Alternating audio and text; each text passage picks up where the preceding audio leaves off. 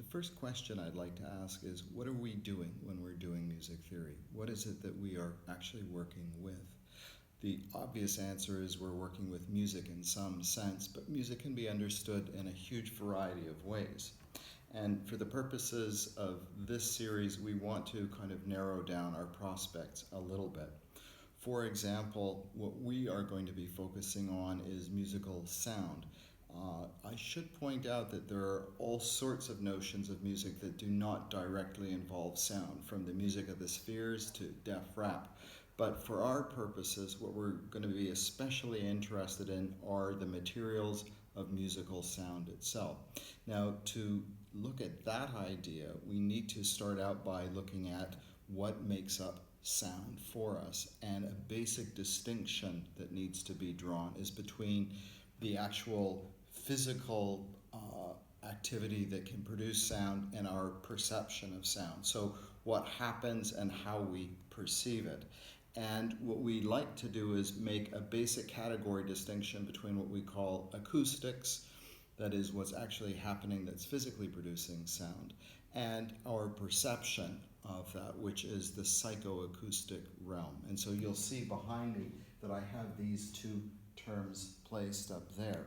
So psychoacoustics, not meaning crazy acoustics or something like that, simply how we perceive things. And the first thing I'd like us to notice is that sound itself is a psychoacoustic category. It describes how we perceive physical phenomena, in particular types of motion that occur in a fluid medium of some kind that our hearing mechanism will perceive as sound. That's a very basic distinction, but a very important one for all sorts of reasons. Our perception of sound itself is not something that's purely physically driven. It has all sorts of cultural and personal factors that impinge on the ways in which we perceive sound and judge it to be musical or not.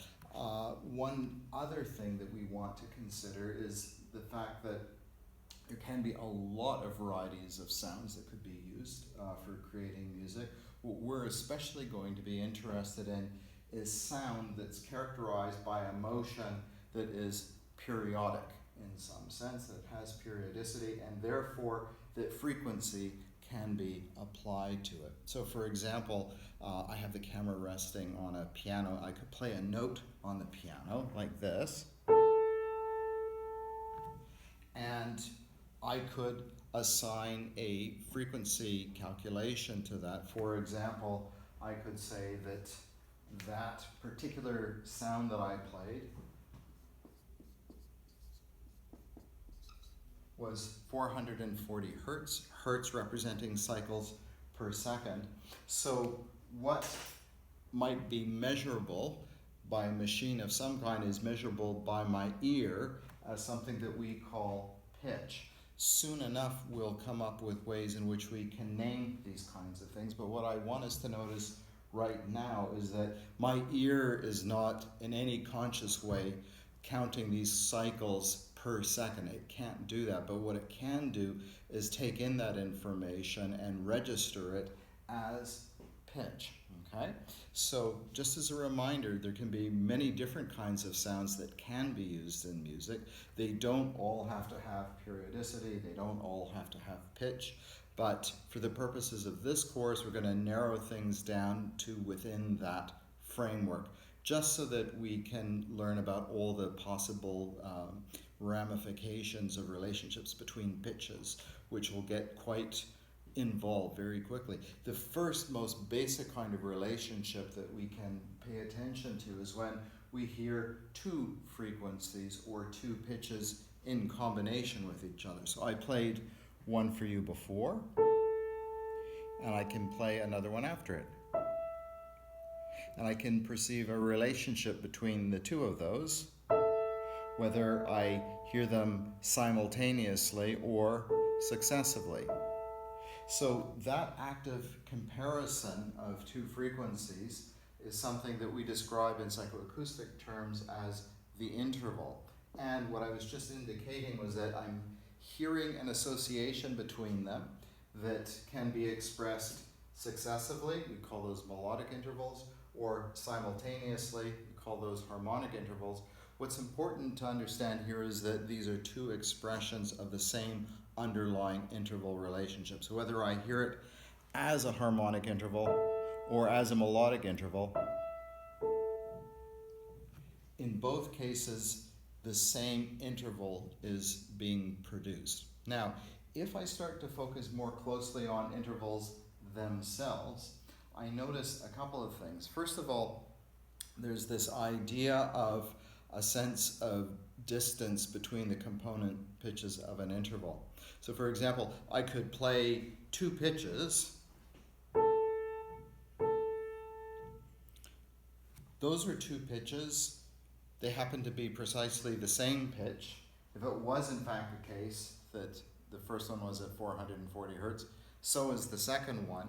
They make the same sound. And there's a term that I could use for that very particular circumstance, the unison, literally making one sound, unified sound. That's one form of sameness that's possible in interval relationships. We'll expand on our notion of sameness in a little while. The other thing that we might have noticed is with the interval that I gave before, I recognized that they were not precisely the same. However, I might have had some kind of aesthetic reaction to the relationship between them. I might have thought it sounded kind of nice. Here's another kind of interval, starting from the same pitch. And there are a couple of things I'm noticing there. First of all, those two pitches sound like they're much closer together, closer to the unison than this other larger interval that I heard. But even though it was closer to a unison, just a smidgen apart, it did not sound very nice. It sounded kind of uncomfortable in a way in the sound quality. So there are two things that I'm paying attention to at the same time. On the one hand, something that's quantitative. On the other hand, something that's qualitative. The quantitative aspect is the perception of size. How much space, in a sense, does the interval encompass? Is it a big space? Is it a narrow space? And then the qualitative aspect is the aesthetic aspect. And often in musical terms, we talk about a fundamental distinction between intervals that sound nice when the pitches are in combination with each other, or intervals that might sound not so nice when they're in combination with each other. So if they make a pleasing quality, we have a general term, which is consonance. If they make a somewhat displeasing sound quality, we can call that dissonance. Now, one thing to keep in mind, going back to this fundamental distinction that we made between acoustics and psychoacoustics, you might recall me saying that when I'm talking about perception of sound, this is not just a matter of some innate physical, purely sensory response inside of me. I respond to sounds in a way that has developed with me over my lifetime, and many of the inputs that have shaped my musical experience come from many centuries ago. So in that sense, my perception of sound relationships is not simply a physical phenomenon of some type. There are all sorts of influences there, and I remind us of this because there's a way in which a distinction like consonance and dissonance could sometimes appear to be something that's fixed for all time and all places. However, we might even notice in our own musical experience over the course of our lives that some kinds of intervals, perhaps early on in our musical experience, might have sounded dissonant to us, and then later on in life they might not sound so dissonant at all. There's a sense of a spectrum here rather than a dichotomy, and that's something that's true for individuals. It can be true for musical cultures. It can be true for musical cultures over time. They can change their categorical distinctions between the consonant and the dissonant. However, there's something very interesting about this type of distinction, because I was suggesting that we can perceive intervals essentially along two dimensions, one having to do with quantitative aspects, size, distance, that sort of thing. the other qualitative aspects, does it sound nice, does it sound not so nice, they sound like different dimensions. However, there's a very interesting way in which these two dimensions actually come together in a very striking fashion. And I'll give it to you first as a bit of a puzzle. Imagine that you were at a party and somebody said, you know what, I can measure things with my ears. I can measure things just by listening to sounds. You might say, well, what exactly are you measuring? The person could say, well, in fact, I can do frequency measurements with my ears. You might say, really? Like you can listen to something and you can hear that 440 hertz? And they might say, no, I don't mean that. I mean, when I hear combinations of frequencies, I can tell what the precise mathematical relationship is between them without having to look at particular numbers or anything like that. And you might find that hard to believe, but in fact, that's something that trained musicians, especially musicians who are trained a lot in having to tune instruments, are capable of doing. And you would be not far off if you thought that there's something about a mathematical relationship in musical sounds that fits in with this that you might have heard about before. They're called Pythagorean ratios. And that's the next thing that I want to talk about, because what the Pythagorean ratios show us is that there is a way in which these component parts can very much fit together in very striking ways. And in fact, these became kind of an early form of music notation in the Western tradition. From the same time period, we also have archaeological evidence of the tuning of, they're called lithophones, really stone chimes that show the same types of mathematical relationships. There is something that was discovered in many different musical cultures around the world, seemingly at approximately the same time. And this is the story of Pythagoras, and I'll turn to that once I've cleared the board and put some new information up. Okay, so now what we're going to do is pursue this idea of a possible relationship between mathematics and music that is, at least in the Western tradition, associated with the name Pythagoras. Pythagoras is a bit of a mysterious figure.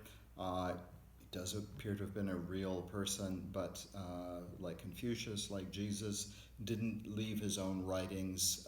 His ideas were recorded by his disciples and passed down to us. In Pythagoras' case, that was in the early 5th century BCE. He had some very prominent followers who wrote down some of his ideas that were specifically connected with music and a kind of listening experience that Pythagoras had. Now, keep in mind that the historical Pythagoras probably lived late 6th century, early 5th century BCE. The usual story that's told about Pythagoras was written in the 2nd century CE. So that's several hundred years later.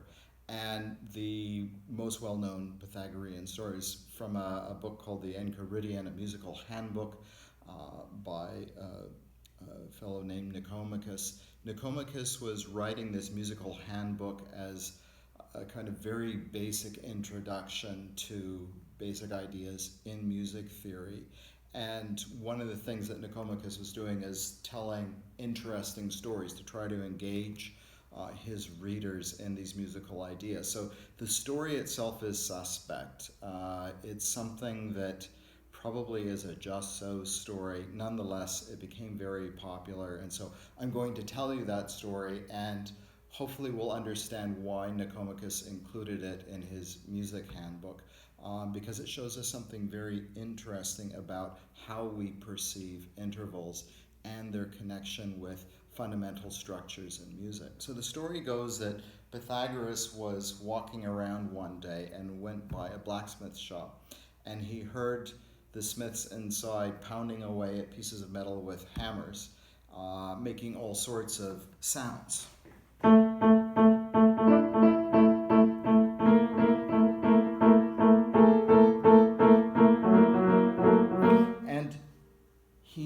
noticed that there were intervals being formed by the hammers as they struck things, and was struck himself by the fact that sometimes the sounds that were produced in these hammer combinations sounded nice, sounded consonant. Other times they sounded dissonant.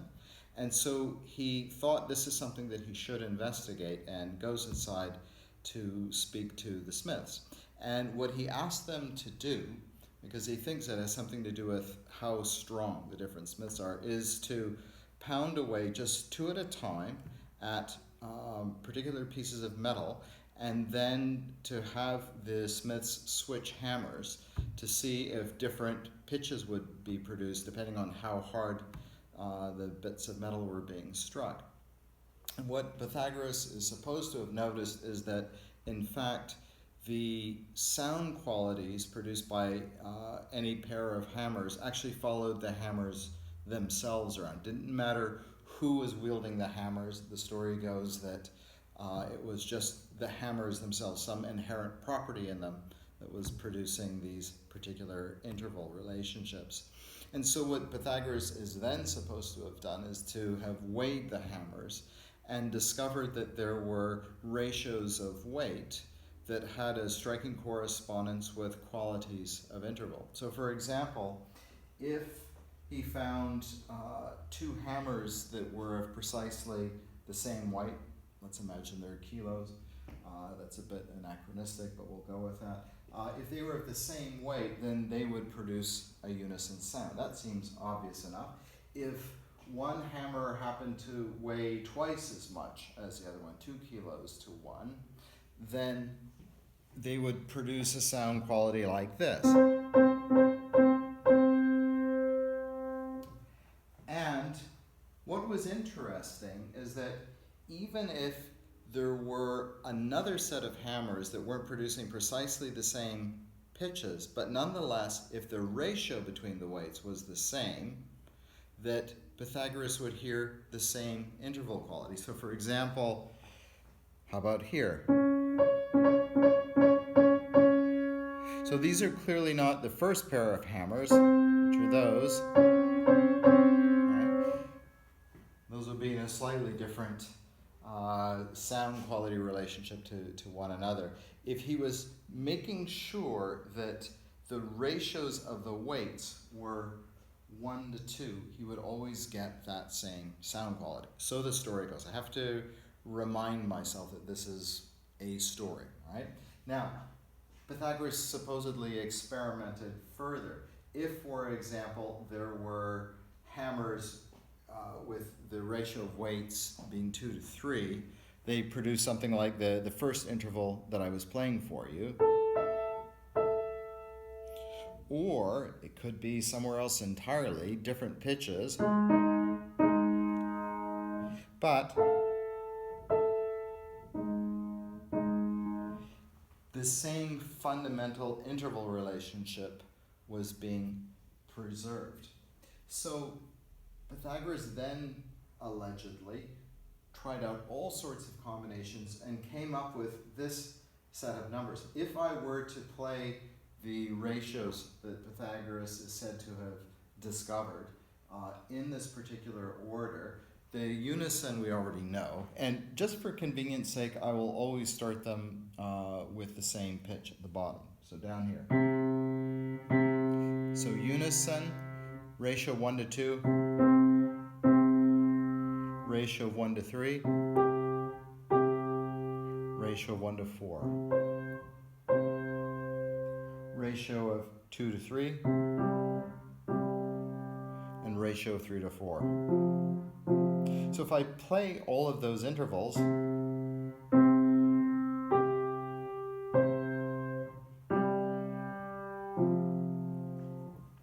all of them sound very nice, all of them sound consonant. Therefore, Pythagoras thought that there is a kind of mathematical music that stood behind the music we know through sound. So the mathematical music is something that doesn't need to be expressed in sound, can simply be expressed through numbers, the numbers 1, 2, 3, and 4.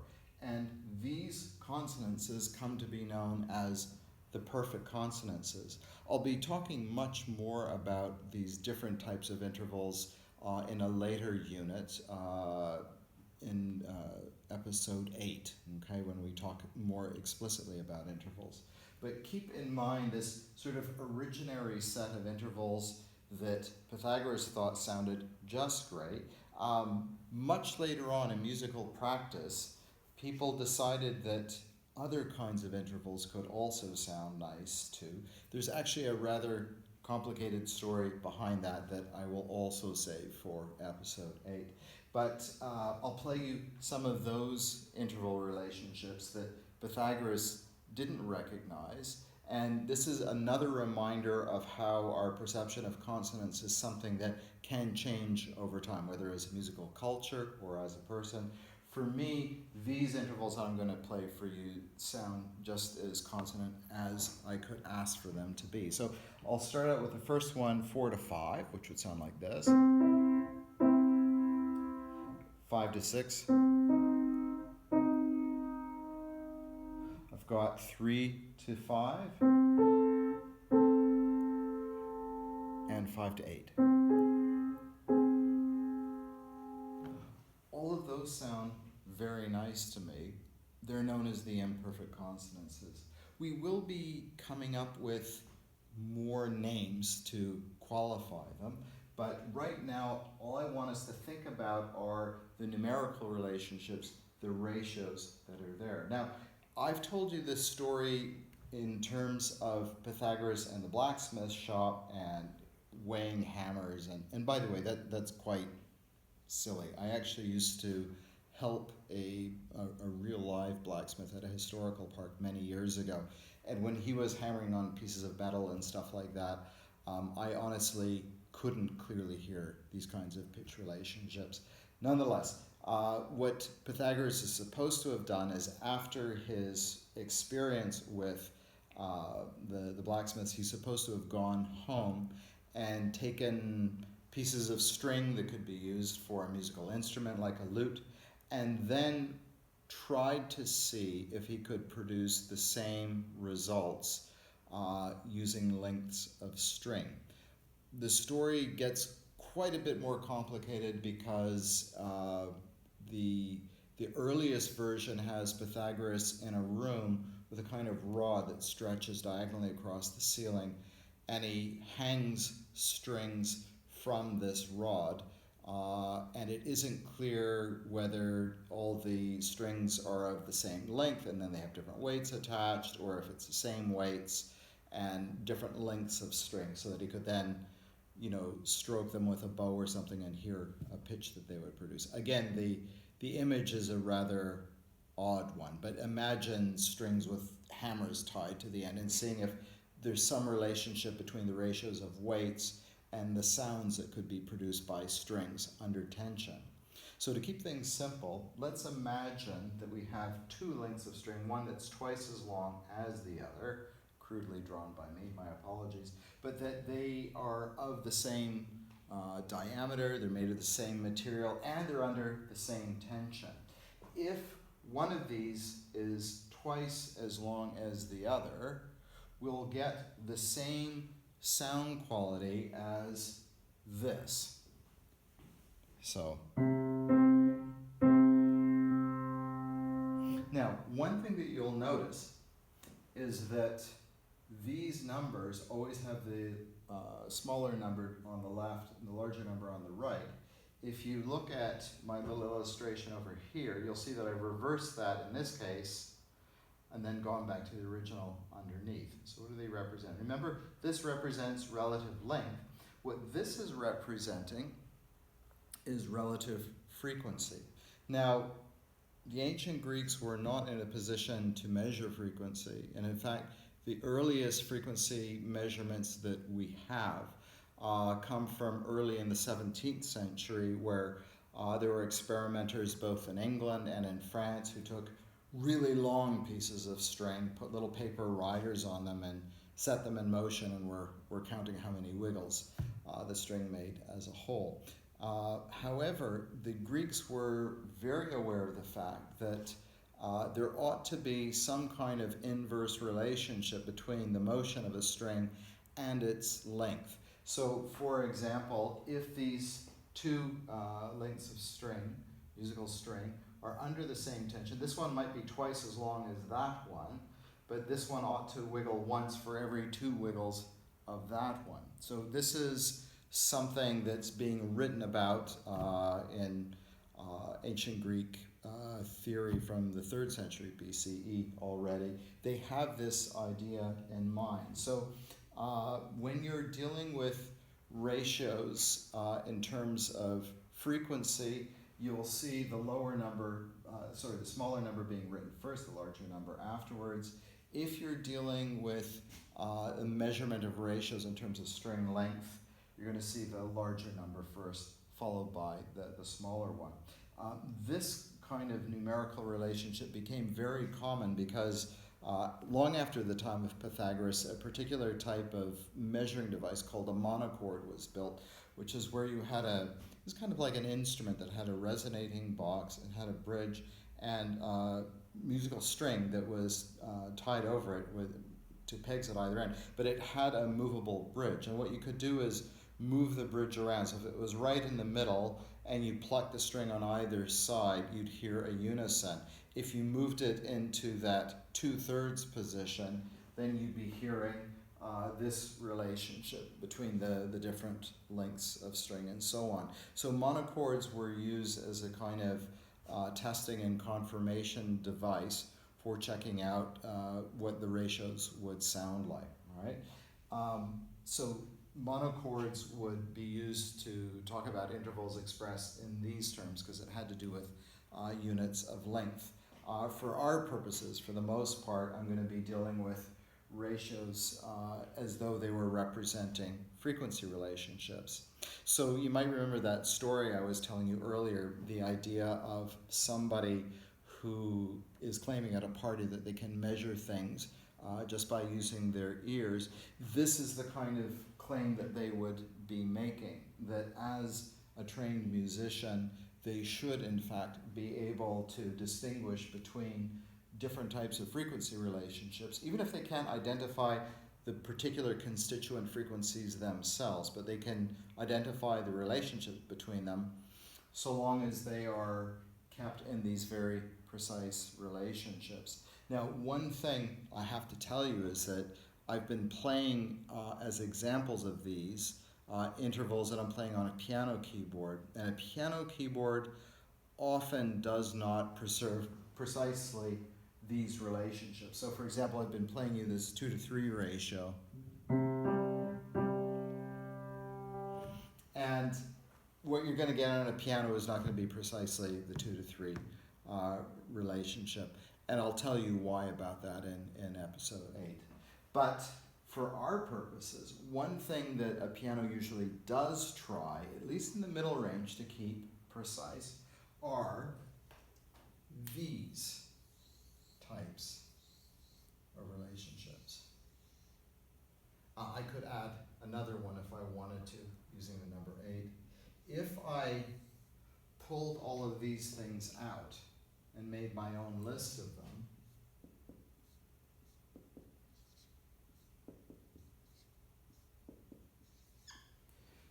you might notice a very interesting mathematical relationship that's going there. But before we look at that, I just want to play those for you. So we can start with the unison. The 1-to-2 ratio, 1-to-4, and 1-to-8.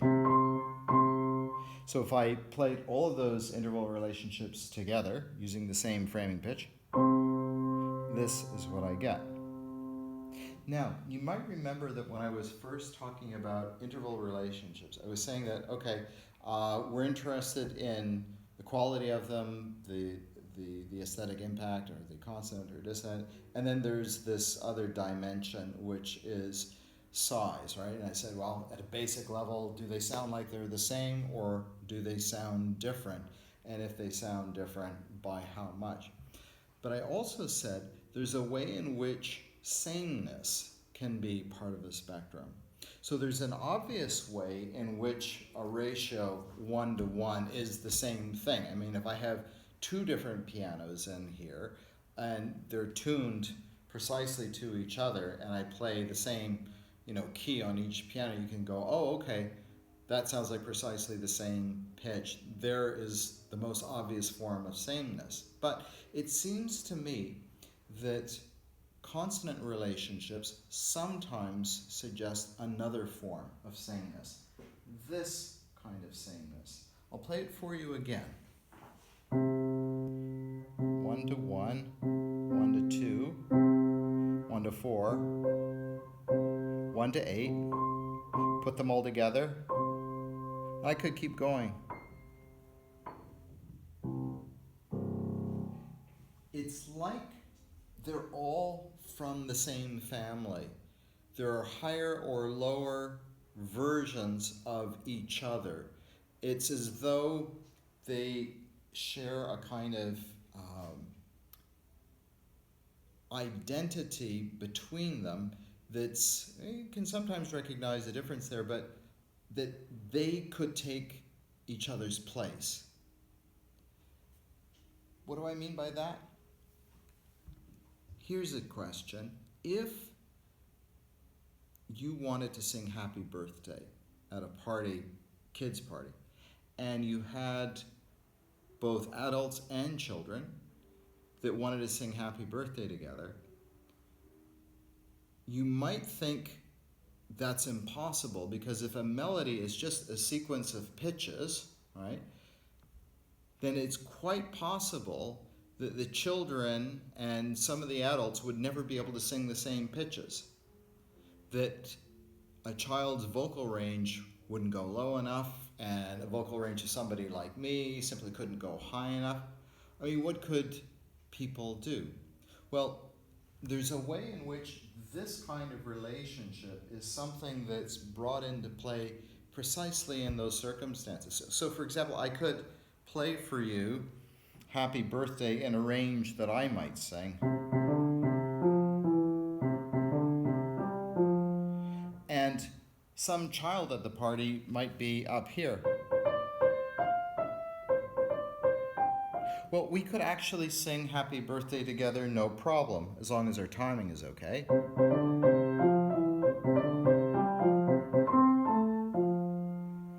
What we're doing is exploiting these kinds of relationships to create really a single melody that's not comprised of a single series of pitches, but what we would call a series of pitch classes.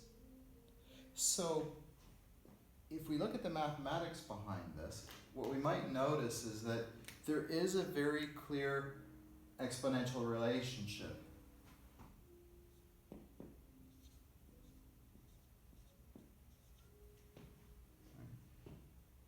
Meaning, if n is equal to 0, of course, then we have the ratio 1-to-1.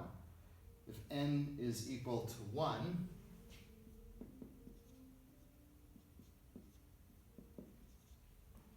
then we get that. If n is equal to 2, then we get that. If n is equal to 3, we get that. This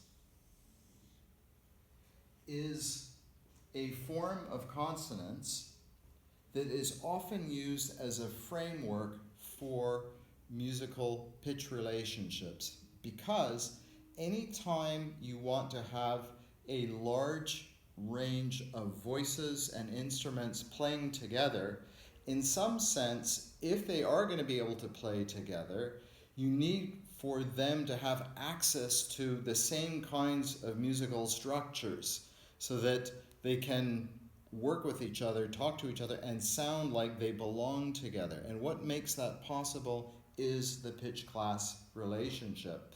It's something that is generally preserved in tuning of instruments in a sort of middle range, because that's where our ears tend to be most fussy. When you get into more deep aspects of piano tuning, you'll often hear about things called stretched octaves. The term octave is a little bit tricky. It doesn't actually mean pitch class. It's a different category of descriptor, but I'll get back to that again in, that will be episode 5. I'll start talking about that. But all I want to point out is that we tend to be very fussy about pitch class relationships because they make it possible for us to bring together all sorts of instruments and singers. Also, from the standpoint of music theory, they're going to make our job a lot easier because if you were to look at a standard piano keyboard like the one I have in this classroom, there are a whole lot of notes on it. There are a whole lot of keys to play. And in fact, if I were to count up each and every one of those keys, each key is producing a pitch, there would be 88 on a standard keyboard. If I'm learning music theory and I have to understand all the possible relationships between 88 different kinds of things, I'd go crazy because that's just too much for me to think about. But the pitch class relationship is something that doesn't just help us out at children's birthday parties, it helps us out in all of our musical experiences. It simplifies the number of pitch relationships we have to concern ourselves with. So for example, as we'll discover in the next episode, there's a way in which we can say, all right, I might have something like a frequency of 440 hertz, and I can play that here. But I might say as well that there's something at 880 hertz, which sounds kind of like the same thing, just a higher version of it. Or something at a lower frequency range, which sounds like a lower version of the same. What I'm reproducing here, of course, is precisely a sequence like this.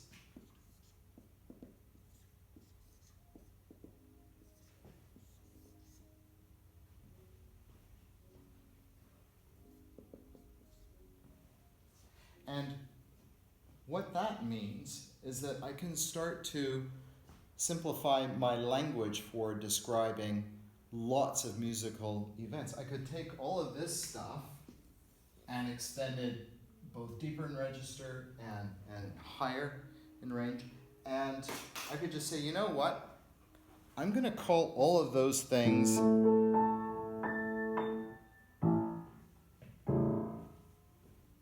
A. And I can then say, right, I've got lower versions of A, I've got higher versions of A, but A is kind of a nice thing to call them because they all sound like versions of this thing that I'll call A. And then I could use other letters of the alphabet as well. So you might have heard that in music we're often talking about the note C or the note A or the note G. Those terms refer to pitch class. And the reason why we use those terms is because from very early in our musical experience, we are acculturated to this idea of the pitch class relationship. And in fact, it's so popular that you find it, in fact, in most musical cultures around the world. Not all cultures. I do know of a couple of musical cultures in Africa that do not make use of the pitch class relationship, so it's not a universal. But nonetheless, for our purposes, it's going to be a fantastic thing to work with because it will radically simplify the information that we need to take in. And on top of that, it's going to connect with our own musical experience basically from childhood on. So it's a wonderful thing. Now, something that goes along with this is the idea that we're not just using numbers to measure things. The really important thing is that these numbers represent psychoacoustically how we hear things, how we perceive them.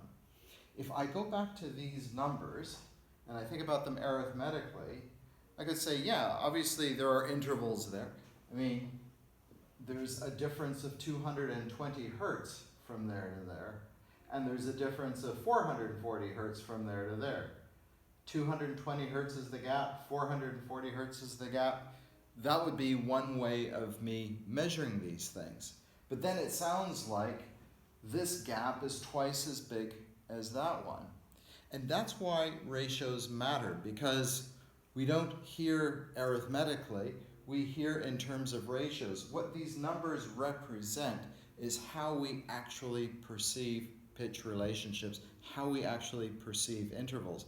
So even if we're not consciously aware of our brain performing these kinds of calculations, they represent how we hear things. And this is going to be something very important for us to keep track of later on in the course, because most of the time we are going to be working in the psychoacoustic realm, the realm of perception, how we perceive things, and we'll be creating kind of musical maps for that terrain in psychoacoustic terms. I'm going to talk about A's and B's and C's and D's.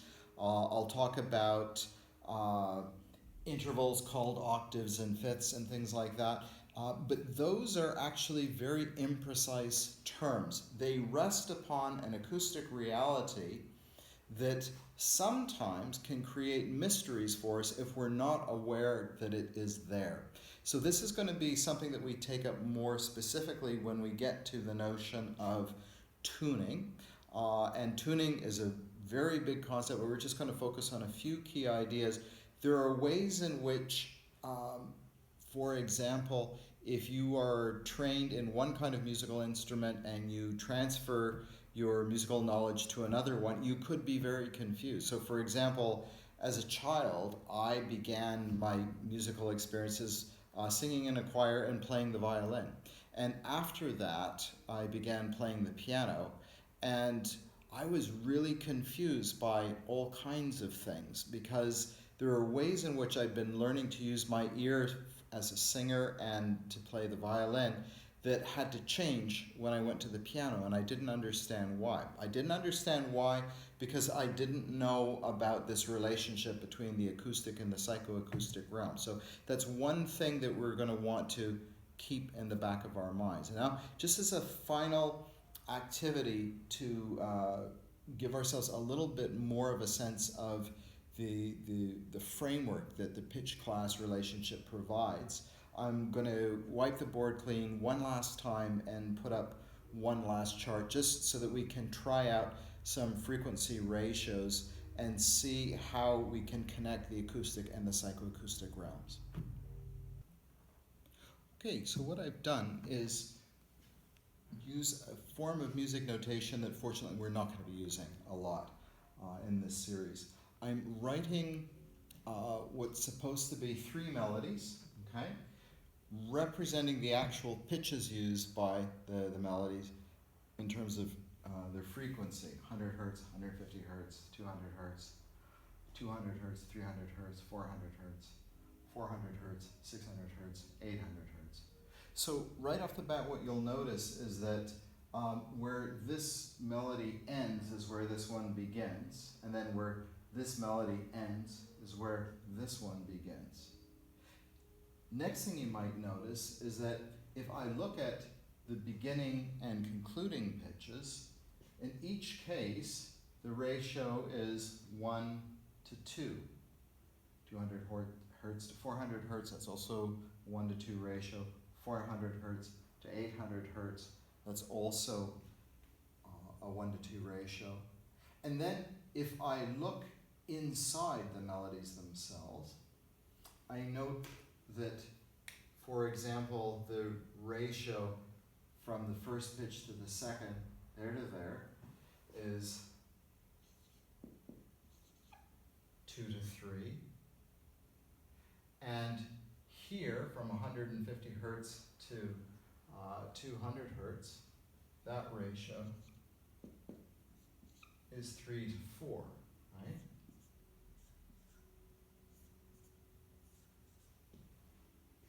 And actually, that's also true here 2 to 3, we can see that easily, just cancel out the zeros.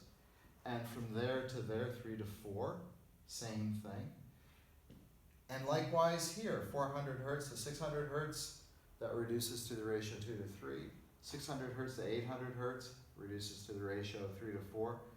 So what that's telling me is that actually these three melodies are precisely the same thing. They are using the same sequence of intervals, 2 to 3 followed by 3 to 4, 2 to 3, 3 to 4, 2 to 3, 3 to 4.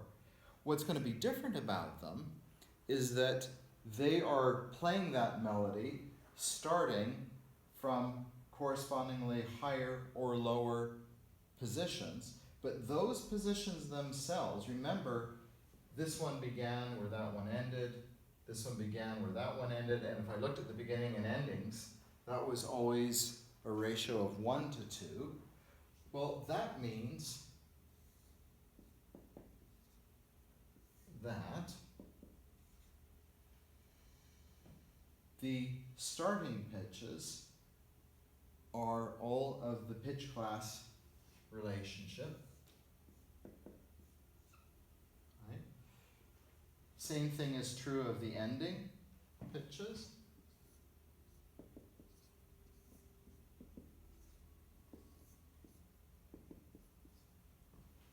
And actually, that's also true of the pitches inside.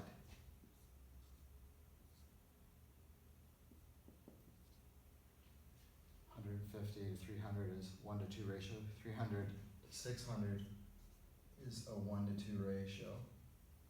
So before I even played this, I could tell that I would hear precisely the same melody each time, but starting at the next highest pitch class.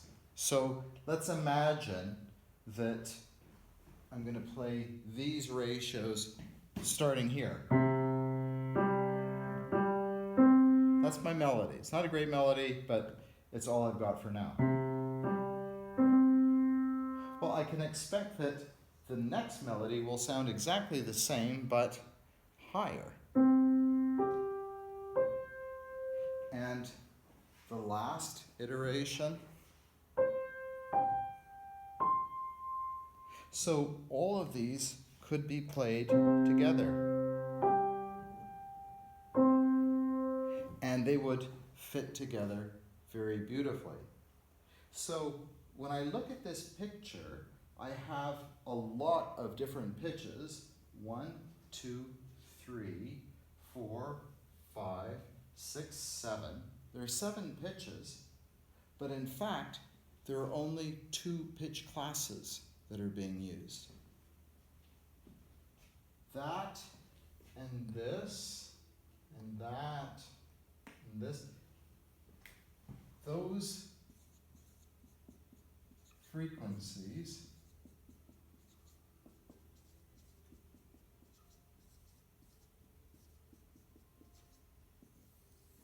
together form one pitch class.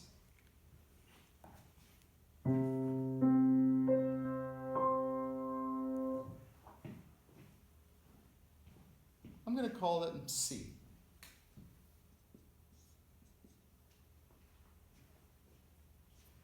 These 150 hertz, 300 hertz, and 600 hertz. Those fit together as a distinct pitch class. I'll call it G. What I've done is taken 2 pitch classes, C and G, created a very simple melody, let's face it, but one that could be played or sung by instruments that have different, or voices that have different ranges, and they can all fit together with one another because of the structure provided by the pitch class relationship. Now, these terms, C and G, I'm not actually choosing them at random. There is going to be a method behind the selections that I've made here, But that's going to be the subject of the next episode. And what we'll need to do there is say, well, hang on a second. Yes, obviously, I can notate music using these frequency indications, and I can talk about musical intervals using frequency ratios. That's very nice, but it honestly seems a little bit complicated right now. All of that acoustic stuff, do I really need to stay with that right at this point in the course? Actually, no. What we want to do is find a way to create a psychoacoustic map of all this sort of acoustic information, and to do it in such a way that we use terms and ideas that are a little bit easier to use. And it's not just going to be a matter of us being intellectually lazy or something like that. There's actually going to be a very good reason for us to want to have what I will call the psychoacoustic map that is not as precise in measuring things as all of this acoustic information. This set of ideas is very important for us. They do create the bedrock for the sound materials that we're going to be working with, and we are going to be coming back to them later on in this series. But what I want to do next is find some way that we can kind of set aside this information for the time being while hanging on to the idea of the pitch class relationship, and see if we can't start to build a musical world that's a little bit more friendly, easy for us to enter into, and that actually will give us a kind of flexibility that's going to be really crucial for us as we proceed through the course.